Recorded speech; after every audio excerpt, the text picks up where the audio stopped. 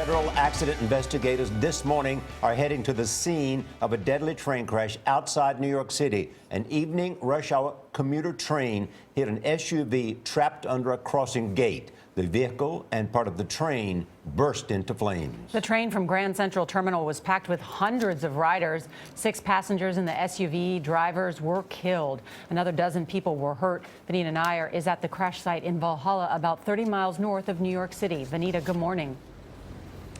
Good morning. Well, this is still a very active investigation scene, with investigators trying to determine how the driver of the SUV ended up on the tracks in the first place. One of the things they're trying to determine is if she may have been rerouted from another accident on a nearby highway that put her on these train tracks.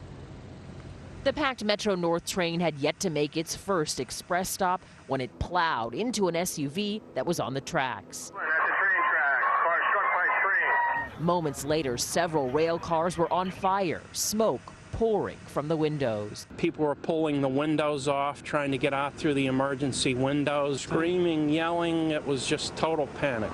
The Metropolitan Transit Authority says the northbound train struck this Jeep Cherokee, pushing the SUV about 10 train car lengths before it exploded. This is a truly ugly and brutal sight. New York Governor Andrew Cuomo says the electrified third rail, which powers the train, dislodged on impact. The third rail of the track came up from the explosion and went right through the car. The MTA says when the train's safety gate came down on top of the Jeep, the female driver got out to inspect it. She then returned to the car and drove forward. The train collided with the Jeep, pushing it hundreds of feet. To see what I saw in that front train is something that I will never forget. I am amazed that anyone got off that train. Hundreds of passengers walked through the snow and ice in the freezing temperatures to safer ground. It could be a lot worse than having to walk up here a couple miles in the cold.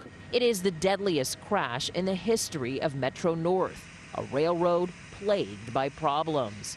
In December 2013, 4 people died when a train derailed in the Bronx. An investigation found the conductor had fallen asleep at the controls.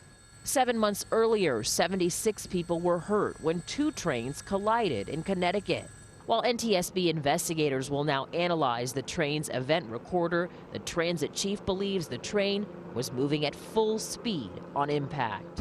I believe the maximum allowable speed is 60 miles an hour here. Authorities estimate there were 650 people on board at the time of the accident. This is the nation's second busiest railroad, and given the tragic events, Charlie, service will be suspended today. Vinita, thank you.